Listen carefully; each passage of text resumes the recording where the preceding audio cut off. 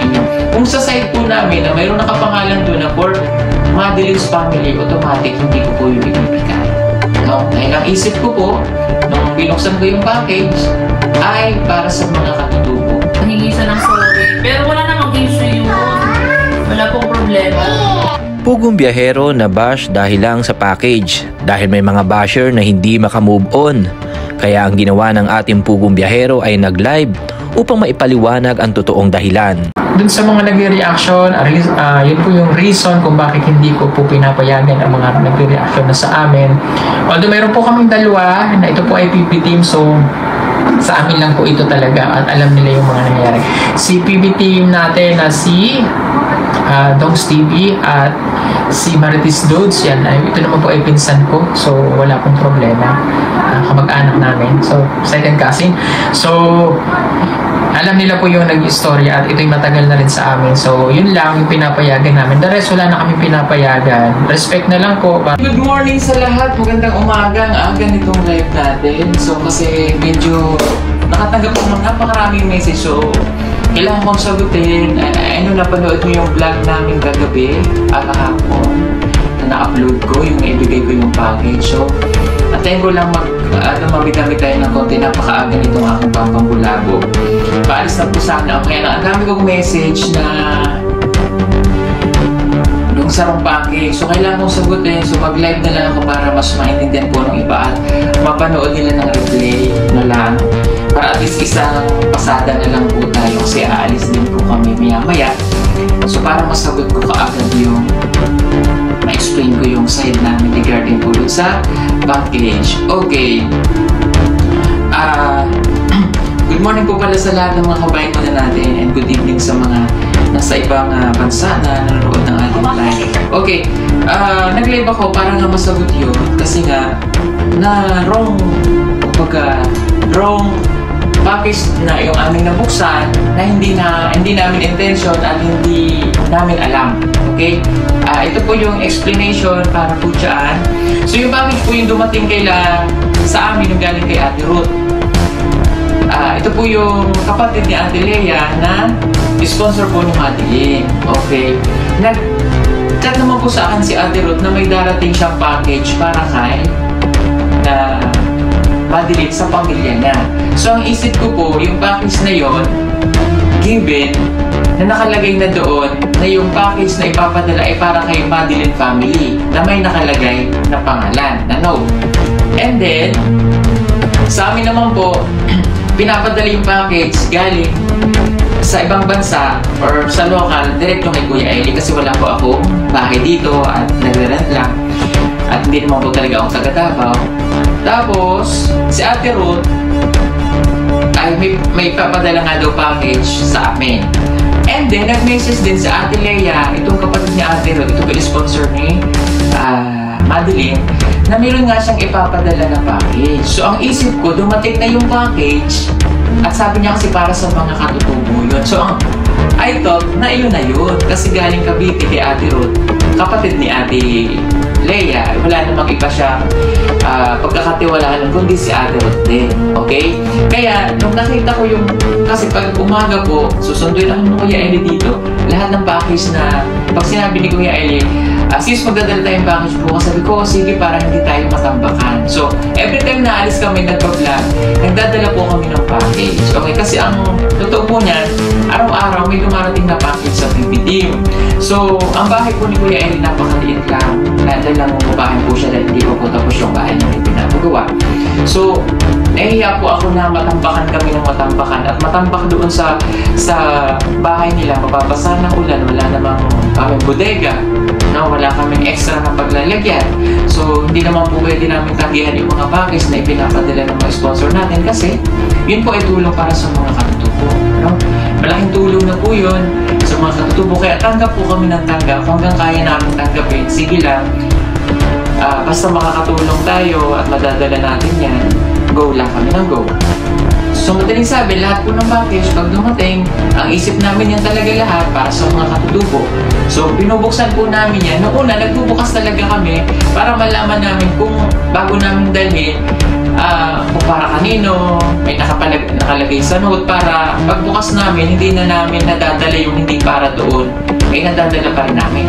Kaya lang po, sa sobrang busy namin at sa dami po ng pinupuntahan namin araw-araw at sa lalayo po ng pinupuntahan namin, wala na kaming time. Pagdating po namin gabi na darating pa yung package, ay hindi na namin ma-check yan. Kaya ang gagawin namin, dadalhin na talaga namin diretso. So, nung time po na yan, dumating pala yung package ni Ate Ruth. Actually, nag-message naman sa akin si Ate Ruth na kung dumating na yung bagahe niya. Sabi ko, check ko po kasi wala pa namang, hindi ko pa nakikita yung mga package dahil na kay Kuya Eli. So, nung dinala yung package, alam ko na may package sa likod, hindi ko alam na nandun yung kay Ate Ruth. So, maaga po kasi kami na umalis, alas 3 ng madaling araw kasi it takes 4 to 5 hours yung biyahe papunta doon sa bundok sa pinupuntahan namin kasi medyo malayo, kabila na po ng Agusan. So maaga pa lang, umalis na kami. Pagdating doon, habang kami naglalakbay, hindi sana kami doon dadaan actually kasi nga napakahirap po ng daan dahil naglalandslide. Yung makita niyo naman po sa video, yung mga daan doon sa either napuputol o natatampo na lang landslide. So matagal pa ulit bago magdaanan. So nag-aantay pa kami ng talagang umaaraw, matinding araw bago ulit kami pagbiyahe. Kaya pa-iba-iba kami ng location.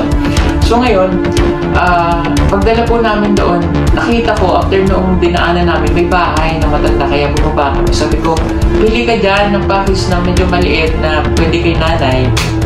Dahil may mga apo daw siya, pwede siguro na yun kung may mga damit pang bata. So pagbukas namin, nabasa ko naman kay Ate Ruth. So, ay baka ito yung galing kay Ate Leia. Pinasabi ko, baka ito yung galing kay Ate Leia na para sa mga katutubo. Kasi wala pong nakalagay na galing kay Ate Ruth na nakalagay. Nakalagay lang kay Ate Ruth, pero wala pong nakalagay na for Madeline's family. So, sa amin, sa side namin, isip ko talaga, para sa mga po. At regarding naman po dun sa package na yan, kaya naibigay ko na dahil nasabi ni nanay sa amin na may mga apo siya, kaya sabi ko, pwede na ito may mga pangbata. Dahil mga pangbata. So, hindi ko rin naman po, no? Siyempre, busy rin po kami. Hindi ko po napapanood yung vlog ni Ate Ruth tungkol doon sa bumili sila ng mga yun, mga damit, dilaban, at para maibigay. Kung napanood ko po yun at nalaman ko na gano'n, or na-inform kami, nag-usap naman po kami ni Ate Ruth regarding it. Sabi po niya, okay lang yun. At kung napanood ko rin po yung live kagabi, nag-usap na po kami. So, para lang maging linaw po dun sa iba, no? Kasi hindi nyo po naiintindihan yung scenario namin, yung side namin regarding po doon. And sa amin po ni Ate Ruth, ni Ate Leia, ni Madeline, wala po kami problema. No? Kasi ang isa lang nga rin namin dyan, makatulong. No? Kung naibigay man namin yun, admit namin na nagkamali kami, pero sinunod lang namin kung ano yung dapat dahil walang nakalagay na pangalan kung para kanino. So sabi naman po sa akin ni Ate Ruth, pasensya na Sir Paul kasi hindi ko rin nalagyan ng note kung para kanino. Diba? So nag-usap po kami ni Ate Ruth, wala po kaming problema sa amin dahil si Ate Ruth napakabait niya, napakabait ni Ate Leia, walang problema kung ano man. So para matigil lang yung iba dahil hindi nyo po alam yung side ng bawat isa. Hi! Hindi! Wala pong problema kasi... Okay! Opo!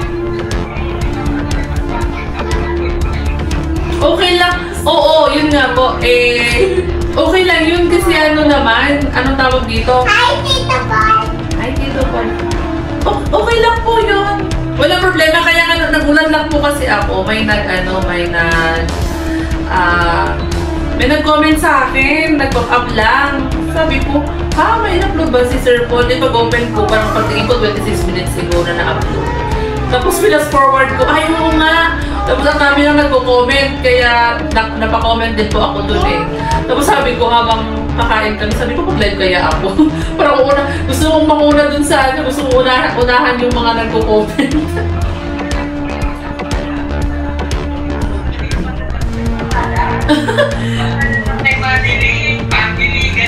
Yun nga, sabi ko nga, alam niyo ano, sabi ko, nga, wala ka talaga akong sinulat doon. Parang ano lang, address lang po yan ni, ni Mang Eli. Sabi ko, hala, aray ko. Kaya sabi ko kay Kuya Eli noon, ay siguro yung padala ni ate mo, nagaling kay galing ni ate Eli, galing sa mga hindi makapinadala ng pwede makapinadala. Kaya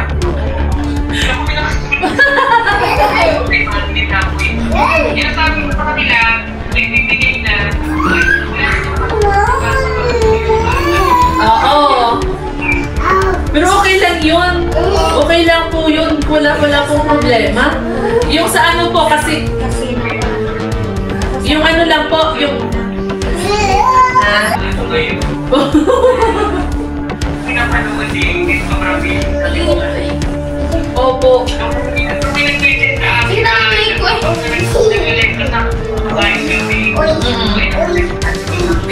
Ginawa yung mukha ko. Shout out po sa mga taga-home po.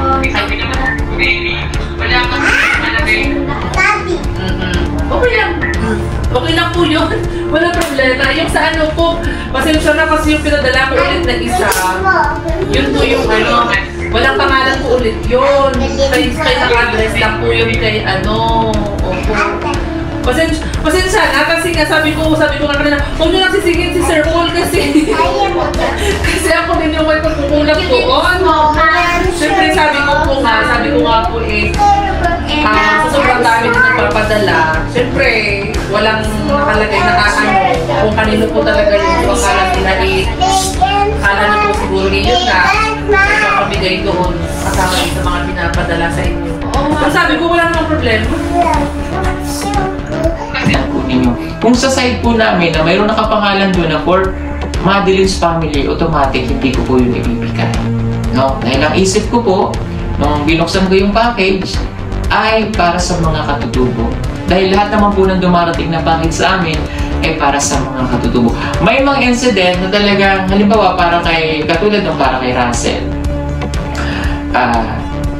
May nakita kaming, dinala na namin yung package. So, ang namin, para wala na kaming ibabalik pa at pwede namang maibigay natin ito dahil tulong din naman yun eh. Kahit nakalagay doon na para kay Russell, kaya lang, magtagal kami bago makabalik kay Russell at hindi namin alam kung kailan pa ulit kami makakabalik.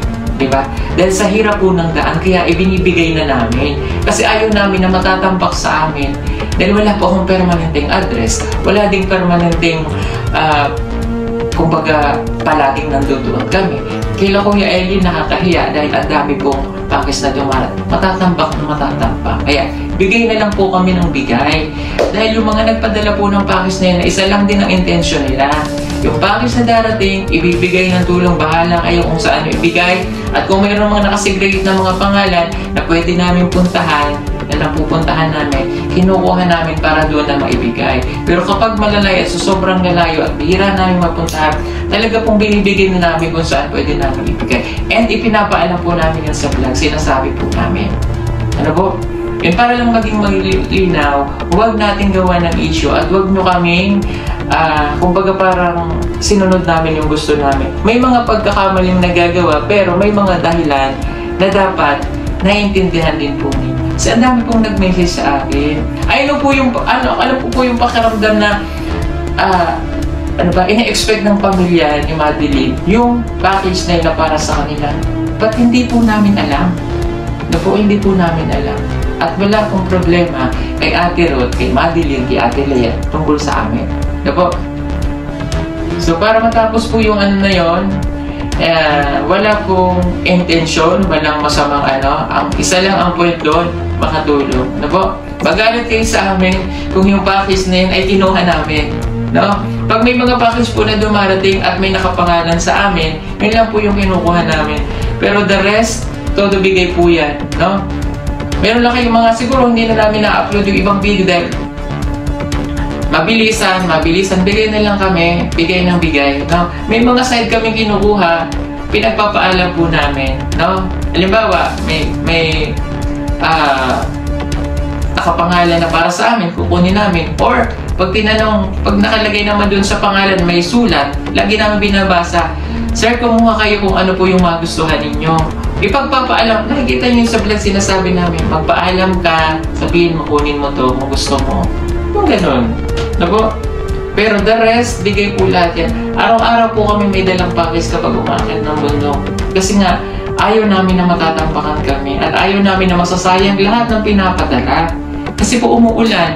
Ang sasakyan po namin, pagpunta doon, punong-puno yan ng package. Inaantay namin na hindi uulan dahil mababasa, mahirap mamigay ng mababasa yung mga karton. May mga dala kaming trapal, pero syempre sa sobrang lakas din ng buhos ng ulan, may incident na talaga na mababasa. Ako, nasabihan kami na bakit hindi kami mag-arkila ng sasakyan para wala po kaming proper na tutumbok yung lugar. At wala pong papayag sa ngayon gagastos kami ng malaki. Kahit bakit pa kailangan natin ibayad ng malaki doon. Yung sayang yung ibabayad sa truck, ipamigay na lang din natin. Yun po yung nasa sa point namin. Kaya unti-unti namin tinadala. Araw-araw kami nagdadala ng package para po sa mga katutubo. No? Again, huwag niyong gawa ng issue. No? At huwag natin masyad. Alam ko, nanonood kayo dahil yung pakaramdam po ninyo na bakit di mo binigay? Sayang. Alam nyo ba, nag-i-expect yung pamilya. Sorry, humingi po kami ng sorry kasi... Sa mga bashers, sana inaliwanagan na kayo. Dahil yun nga nagpadala ng package ay okay lamang. At sinabi ni Miss Ruth na may pagkakamali nga din siya sa paglalagay ng pangalan dahil hindi niya na-indicate yung kung kanino yung package. Muli po, ito si Marites Dudes TV. Hanggang sa muli.